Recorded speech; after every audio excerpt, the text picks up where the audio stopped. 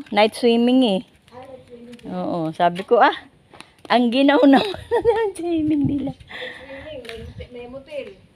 Ah, oo.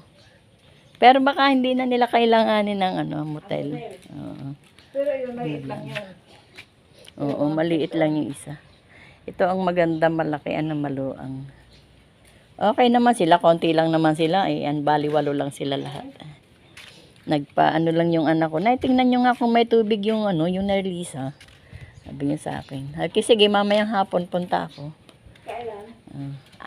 Sabado. Sabado. Baka, Sabado ng gabi sila magsuswing. Ganda dito guys, oh.